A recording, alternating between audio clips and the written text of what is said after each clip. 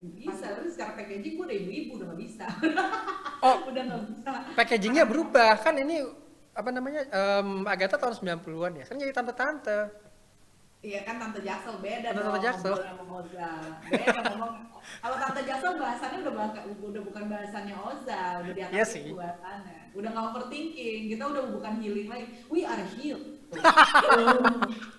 Udah masuk ke finansial.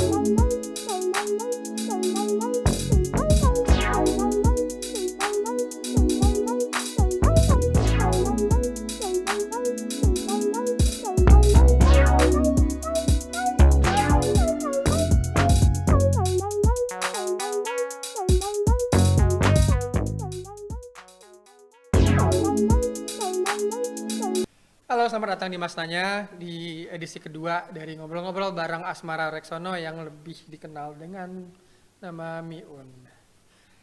Un, di bagian pertama kan kita Ya, sempat ngobrol tentang pengalaman lo di radio, lalu ya. em, mungkin tadi nggak sempat kesebut tapi lo pernah di TV juga, dan kemudian lo pernah jadi copywriter, lo pernah juga jadi editor di Jakarta Post.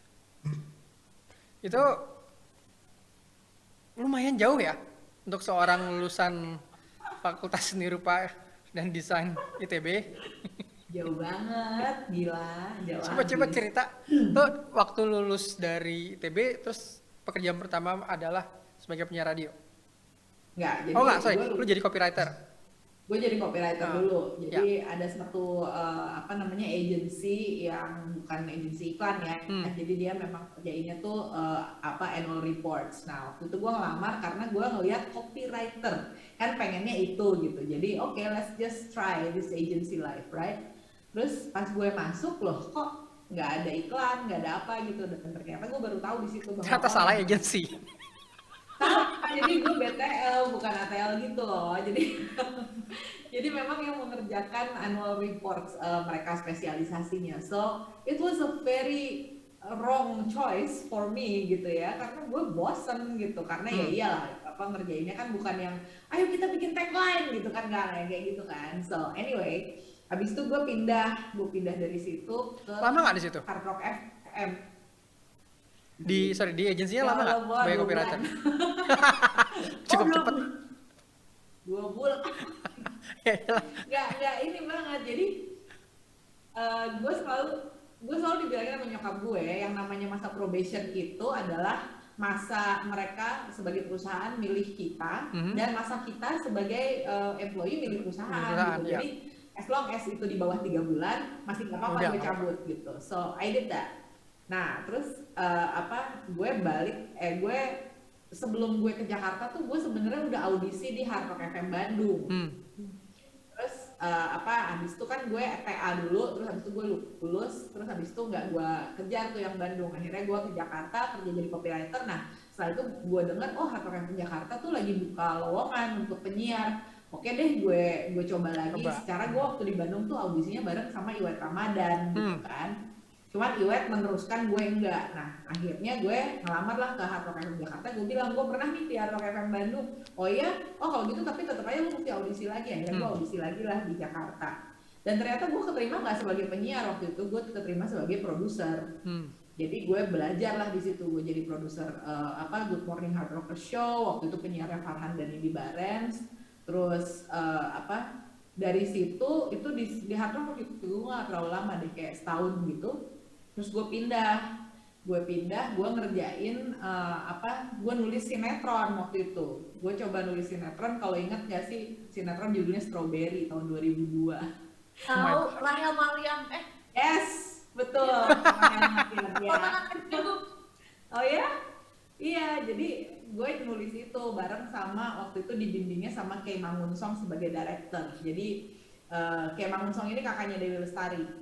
Jadi gue dulu terus ada Motul juga ikut Ya. ngerjain Strawberry juga waktu itu, Aming, terus banyak lah anak-anak Bandung yang ikut di situ gitu ya dalam produksinya. Nah di situ semua kita belajar tentang aspek produksi TV itu kayak gimana, nulis tuh bagaimana, lighting tuh bagaimana, kamera bagaimana dan sebagainya. So it was a very hands-on experience yang kita kerjakan di bawah sebuah private company PH gitu, tapi ternyata ditayangkannya langsung di TV SCTV gitu waktu itu.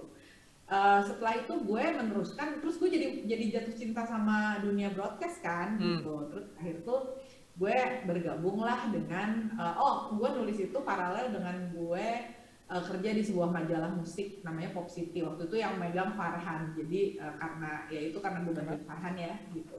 Terus habis itu gue jatuh cinta sama dunia broadcast dan gue masuk ke Fremantle Media. Di situ gue kenal sama produksi kuis gitu kan, The Price is Right, terus sudah ada melirik lagu, ada Family 100 gitu. So I learned everything di situ. Jadi gue belajar tentang penulisan, produksi dan sebagainya di situ.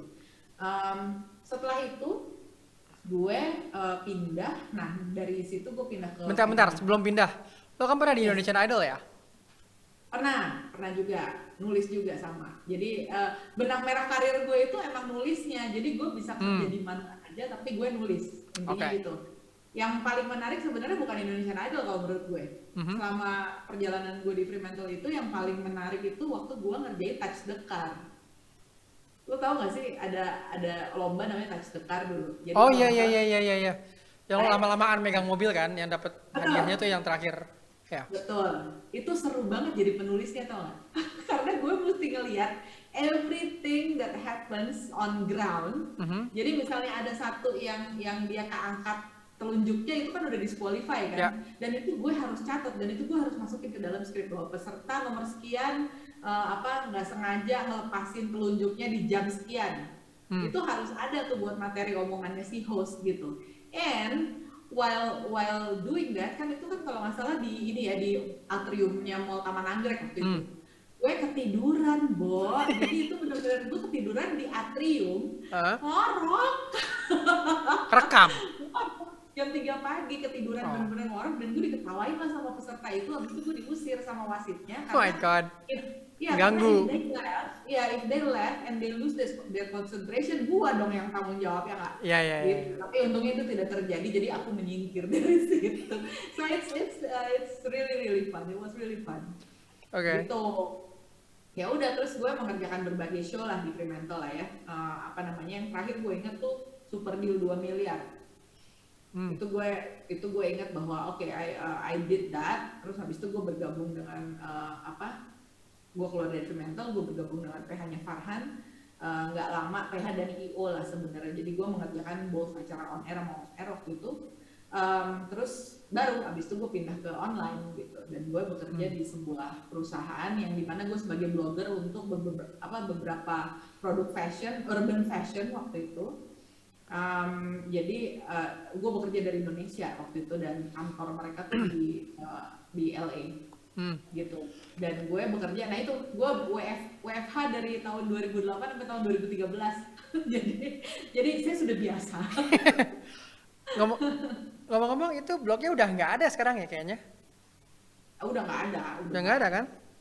Udah nggak ada. Mereka udah move on ke social media marketing kayaknya. Gitu seiring berjalannya waktu. Karena 2013 juga kayaknya udah pada shift ke social media. Dan terus lo sempat di Sinet. Sumpah, gue foto receptionnya Masna langsung, gue tahu nih di mana. Iya pernah sebentar sih, nggak lama. Tapi it was quite fun karena bolak-balik Jakarta Singapura waktu itu. Ya.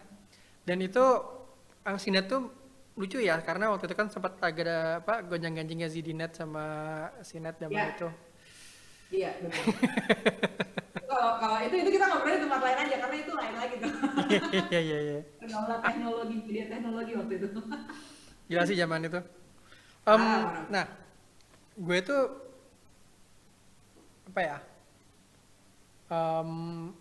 gue pengen tahu lebih jauh cerita lo membuat karakter Agatha di radio. Nah, having fun, aren't you? Putting you on the spot. Jalan. Masa lalu tahu. Apa kabar Agatha? Baik-baik aja om. Ini jadi Agatha ini. Baik-baik aja gitu. Agatha ini karakter yang terus terang suaranya itu cukup mengganggu ya, aksennya cukup mengganggu dan em,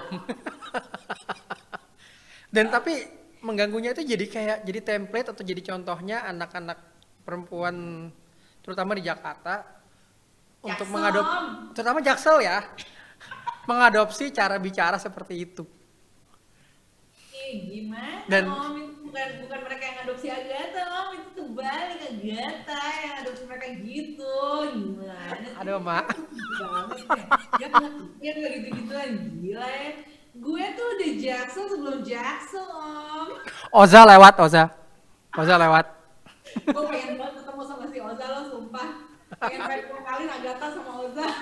Lucu banget sumpah kalau soalnya tapi ternyata mirip juga kan kalau Oza bikin kayak Jaksel cowok gitu kan, ini ketemu Agatha yang dari dulu udah Jaksel duluan dibandingin Oza gitu, ini bakal seru sih. Tapi kayak malah tetap relatable nggak sih, kayak aku juga masih mendengar teman-teman cewekku yang di Jaksel ngomongnya kayak gitu, bahkan anak Bandung kayak gimana sih, kayak kalau bercandaan-bercandaannya kayak gitu nggak sih, masih begitu.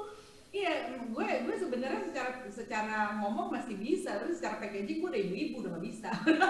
Oh, Udah nggak bisa. packagingnya berubah kan ini apa namanya Agatha tahun 90-an ya kan jadi tante-tante. Iya kan Tante Jaksel beda Tante dong Jaksel. ngobrol sama Oza. Beda ngomong. Kalau Tante Jaksel bahasannya udah bukan bahasannya Oza, udah di Iya atas sih. itu bahasannya. Udah nggak overthinking, kita udah bukan healing lagi. We are healed. Udah masuk ke financial freedom juga, jadinya udah kayak nggak ada struggle itu ya. Struggle-nya udah beda, jadi masih ada struggle, tapi struggle-nya tuh beda. Struggle tuh kayak nyari kasur gitu sekarang, nyari kulkas gitu. Telepon anti lengket gitu ya. Teflon yang mahal, bukan teflon, kita makanya ini apa namanya cast iron dong, gimana Oh, sih bener. kamu gitu. Lo ada ini nggak kepikiran menghidupkan lagi ya karakter itu nggak? Mungkin Kan gini mungkin, di Twitter tuh kan ada audio, lo bisa bikin rekaman yang kayak cuma 2 menit gitu loh. lo kenapa sih sama Agatha, lo ada isu apa gitu? Gue pengen. Kayaknya ngefans banget sama Agatha, jadi sebenarnya ini kayak personal request dari Masna untuk kami untuk Gue sebenarnya sebel dengernya gitu loh, cuman kocak banget itu aksennya. Sebel tapi pengen denger terus kan gitu. Sebel tapi jijik tapi pengen kan. Iya lagi. Nggak mungkin kalau misalnya gue siaran lagi ya, gue nggak pernah menutup kemungkinan itu loh dari dulu sampai sekarang, because I just love it. Gue emang suka banget siaran, dibanding gue stand up comedy gue lebih suka siaran karena siaran itu satu, gue nggak perlu dandan gitu ya, nggak perlu mikirin gue mesti pakai baju apa gitu. Terus nomor dua, gue lebih bebas aja. I think I'm more the behind the scene person, behind the screen, sorry. Jadi gue lebih keluar tuh kalau dalam bentuk audio gitu. Jadi memang kalau misalnya ada yang nawarin siaran lagi, oke, if the time permits, let's gitu. Nanti mungkin gue akan bikin Agatha udah jadi mamah Jaksel barangkali, I don't know. wow. Jadiin karakter di gambar lo. Nah itu Mas Nal susahnya, Agatha itu kan elemen paling gangguin suaranya. Iya memang sih. Kalau looknya sih kan orang, makanya gue pengennya Agatha itu stay on audio, karena gue pengen orang tuh punya persepsi sendiri tentang dia gitu. I see. Tapi by the way, kami tadi kan kami sempat bahas juga bahwa kami sempat nyoba stand up comedy juga gitu. Ini kan kayak a whole different field of Yes. hobi dan pekerjaan gitu ya, dari kuliah SRD, terus tiba-tiba kerjaan pertama copywriter, udah gitu tiba-tiba ke broadcasting, and then nyoba stand up comedy, udah gitu kami gambar juga, terus kemarin baru balik lagi ke core-nya yang dari interior design juga. Tahu gimana caranya kayak gitu, karena aku aja You're like the queen of reinventing yourself. yes. Well, I think inventing myself is the correct term of everything that Debbie just said gitu ya. Iya, gue senang men-challenge diri sendiri untuk gini. Orang-orang tuh kan kalau men-challenge diri sendiri barangkali dari segi penghasilan ya. Tapi kalau gue dari segi gue bisa apa lagi nih gitu. So, bukan kayak, maksudnya I'm not implying that I don't need money gitu, tapi it is more fun if you do something out of love. Jadi you really love something dulu, you do it, and if you get money from it, then thank you gitu. Tapi kalau kalau kalau gue begitu gitu ya. Dan gue nggak merasa perlu membuktikan diri gue di pekerjaan itu dari dulu sih. Jadi kayak di pekerjaan kantoran, everybody knows what I do gitu ya. By just looking at what I do gitu, ngelihat kerjaan gue gitu, kayak waktu gue di Jakarta Post as a managing editor, kalau rubrik lifestyle itu jalan terus, tandanya kerjaan gue bener gitu kan, itu aja gampang gitu. Tapi aside of what I do daily, gue bisa bikin apa lagi nih gitu. Itu sebenarnya yang sesuatu yang menurut gue bikin hidup gue nggak terlalu boring, karena gue bukan orang yang tipe seneng liburan tiap bulan gitu loh. Jadi gue bukan orang yang harus pergi kemana-mana gitu. Kalau diajak seneng, tapi kalau berangkat sendiri pun seneng gitu. Tapi gue pada dasarnya emang anak rumahan banget kan dari dulu gitu. Definisi you are not defined by your job. Yes, exactly. Dan gue nggak pengen dikenal sebagai Miun Jakpos. Nggak mau. Gue maunya kan dikenal sebagai Miun. Yang mana? Itu loh yang stand up comedy. Itu loh yang penyiar radio. Itu loh yang suka gambar gitu. That adds more value to myself from my perspective gitu. Jadi gue nggak mau attach di satu perusahaan, tapi gue mau attach di berbagai profesi yang bisa gue kerjain gitu aja. Gitu. I think that's how I measure my personal growth. Gue nggak pernah bilang ke perusahaan gue bahwa I really need the company to facilitate my personal growth, because that's not their job, that's my job. Gitu ngeliatnya. Ini sangat-sangat interesting karena aku merasa bahwa orang-orang teman-temanku gitu yang seumuranku tuh aja, dia tuh kayak mereka tuh ngerasa kayak am I too old to start gitu, karena temanku ada aku kan freelance dari kemarin dan emang lebih nyaman seperti itu ternyata gitu dibandingin kantor. Nah temanku ada yang dia kerja di BUMN dan dia cabut, dia tuh sebenarnya suka hal yang lain, cuman dia kayak nggak pede untuk start itu gitu, karena gue tuh terlalu tua, gimana kalau gue nggak berhasil di situ. Nah aku pengen tahu kalau kalian sendiri gimana sih kayak bisa pede start sesuatu even dari nol gitu. Kalau Debbie sekarang are you what 30? Sorry, kasih range aja kalau nggak mau sebut angkanya. Are you within? Aku 28, terus I'm talking about my friend yang udah mau 30 dan kayak gue udah 30, I'm too old to start something new dari nol gitu. Sebenarnya kan kalian aja apapun itu kerjain aja. Kadang kalau banyak teman-temanku yang salah, menurut aku kayak cukup aneh gitu si mindsetnya adalah gue tuh mendingan stick di satu kantor and then people define me dari pekerjaan itu. Sementara kan ini adalah perspektif baru bahwa nggak harus itu juga nggak apa-apa kok, malah itu juga personal growth sendiri. Itu gimana sih kalau dari pandangan kalian? Gini, kalau aku selalu melihatnya gini, waktu aku masih belum 30 tahun ya, it's all about work. Pokoknya gue harus kerja, gue harus jadi somebody by 30. I have to earn this much, I have to have this title gitu ya, gue mesti jadi manager by the time I'm 30, bla bla. Cuman and then motherhood came for me. Jadi gue termasuk yang telat nikah ya. Gue kalau dalam ukuran Indonesia gue telat gitu ya, karena 32 tahun I got married and I got my first child itu 34 kalau nggak salah, when I was 34. That changes me a lot, karena gue mikir gini, tunggu ya, kalau misalnya gue kerjain kalau gue misalnya gue karir banget nih gitu ya, gue ngejar jadi ini jadi itu segala macam, terus gue sama anak gue kapan, ya kan, gitu. Gue mikirnya gitu. Tapi instead of quitting my work, gue mikirnya ya udah gue kerja aja gitu, gue kerja aja. Tapi kan it gets boring after a while ya gitu. Ketika lu udah surrender bahwa ya udah gue kerja aja cari nafkah untuk anak gue gitu ya, itu lama-lama lu akan merasa kerja itu boring gitu. Nah bagaimana caranya biar gue nggak bosen? Nah disitulah gue udah mulai lari ke gambar, lari ke yang lain-lain gitu. Dan awalnya sih hanya menghindarkan diri dari rasa bosen aja gitu. Karena buat gue yang penting ada fixed income, itu selalu penting buat gue. That's why I always have one foot di dalam corporation, one foot doing anything I like gitu. Dan itu yang membukakan mata gue bahwa gue nggak boleh hanya ada di satu perusahaan dan menghamba di perusahaan itu saja gitu. I can do anything dan selama itu tidak mengganggu pekerjaan utama gue, who gives a rat's ass gitu, nggak ada yang peduli juga gitu. Yang paling penting peduli ya gue gitu. Kalau misalnya gue udah nggak peduli ya gue tinggalin, gue kerjaan yang lain gitu. Tapi as long as I still care about what I do, that is the only thing that matters gitu. Dan ternyata yang paling dari semua hal yang gue coba, dari semua hal yang gue lakuin, yang paling gue sukai itu ternyata siaran dan menggambar. Nah kalau siaran itu kan it requires you to have a certain commitment yang mana nggak mungkin dijalanin sama kerjaan yang gue jalanin saat itu gitu, karena gue mesti milih nih yang mana yang mau gue prioritasin gitu. Tapi ternyata gambar tidak menuntut gue untuk seperti itu, so I chose gambar gitu. Wow.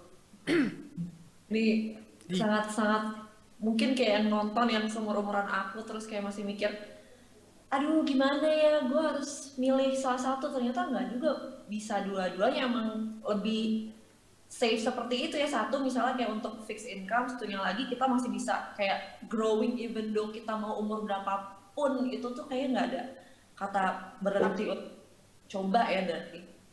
Tapi gue juga mau menggarisbawahi ya di sini bahwa gue termasuk orang yang I'm blessed with all the privilege that I have gitu ya, karena privilege matter, dan menurut gue beruntung banget punya support system yang sangat kuat gitu. Di rumah gue masih tinggal dengan orang tua ya gitu.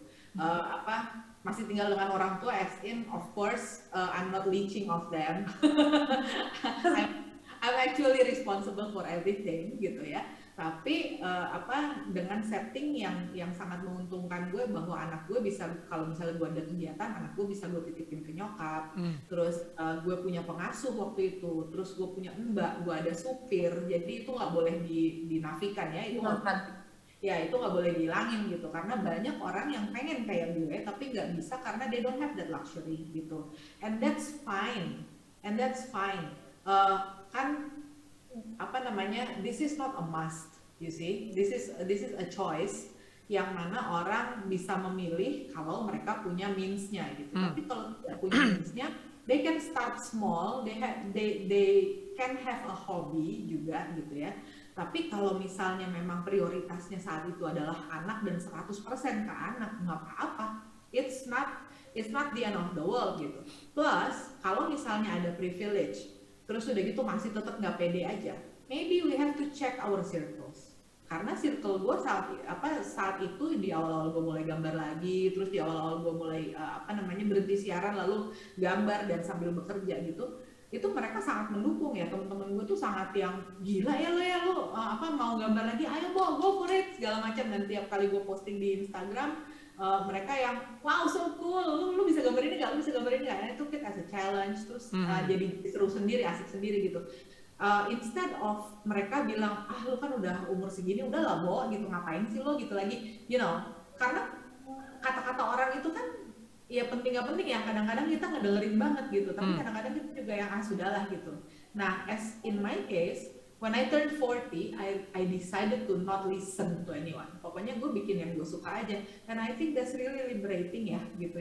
Itu membebaskan gue banget dalam berbagai hal. Dan ternyata kalau dari profesi, ya gue jadinya senengnya ya gambar ini gitu. Gue jadi lebih fokus, gue jadi lebih happy ngerjainnya. Kalau dulu kan gue masih yang agak takut nih, gambar gue kalau dibanding si itu mah jelek lah, gini-gini gitu kan. Itu ada juga sih, dan sampai sekarang gue masih sering mengalami itu juga, itu namanya imposter syndrome ya. Tapi lama-kelamaan I learn not to care, because orang-orang yang gue bilang gambarnya lebih bagus gitu, emang they care about me, emangnya they pay my bills, enggak juga kan gitu. Jadi ya udah, gue gambar aja. Dan gambar yang lo buat itu kan berarti mencerminkan ya ciri atau karakter yang lo mau hasilkan di gambar itu gitu kan, tanpa jadi nggak terlalu terpengaruh orang-orang lain gitu.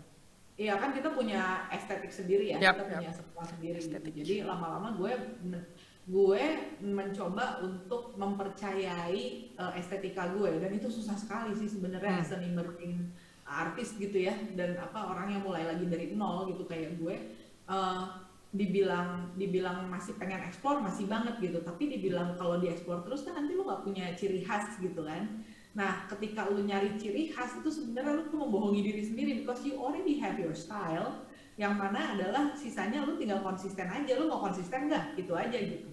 So, ya udah. Gimana caranya mengalahkan pemikiran bahwa gue masih I'm not good enough gitu loh. I mean, untuk banyak orang you your harshest judge gitu. Yes, I am. dan pemikiran itu selalu ada di tiap project yang gue kerjain. Jadi di saat gue mengerjakan project A gitu ya, itu gue yang di tengah-tengah tuh udah jadi nih sketchnya segala macam. Terus udah gitu di tengah-tengah gue mempertanyakan lagi, is this what the client wants? Misalnya ini menjawab permintaan klien ya. Kalau misalnya gue gambar bebas aja sendiri juga gitu, jadi gue udah hampir jadi nih sketchnya, terus udah gitu gue lihat, oh ini kayaknya tangannya miring, oke, terus gue hapus tangannya, tapi I ended up redoing the whole thing. Itu kayak gitu, dan karena nggak puas. Dan itu wajar banget sih menurut gue, it's part of the process. I mean, if you don't question yourself, then you're weird gitu ya. You have to question yourself. That's where quality comes from, right? Yeah. Jadi, Wow. Banyak banget life lesson dari setengah jam terakhir kayaknya deh.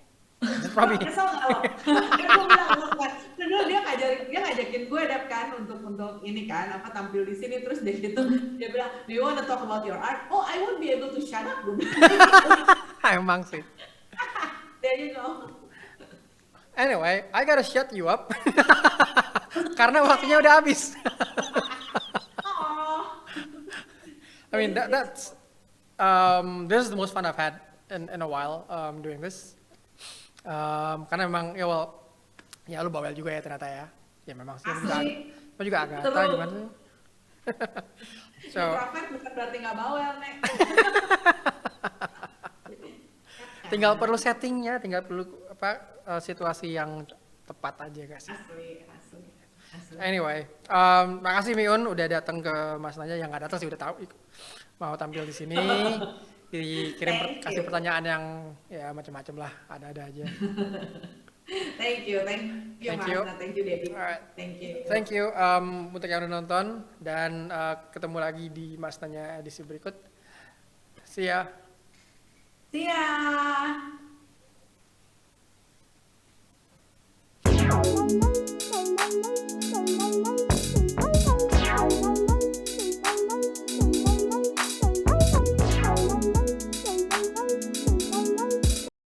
Subscribe, like, notify, and share.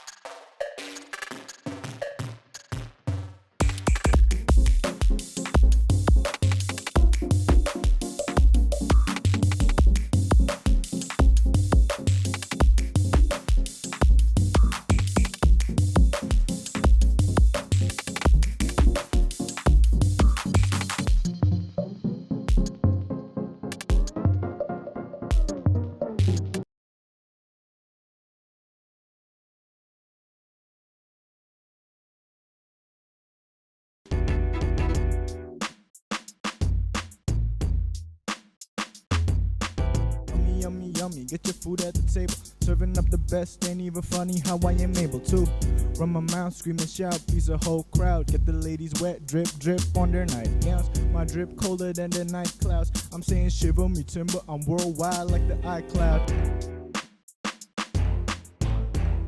You'll always be my day one, day zero, and no one's no one. I'm nothing by my.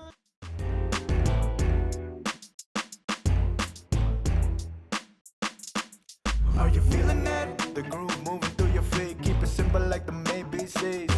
Can you feel it yet? Got you bouncing off your seat. Keep it going like 1, 2, 3. Come and breathe it in. Leave your worries at home and get entranced by the melody.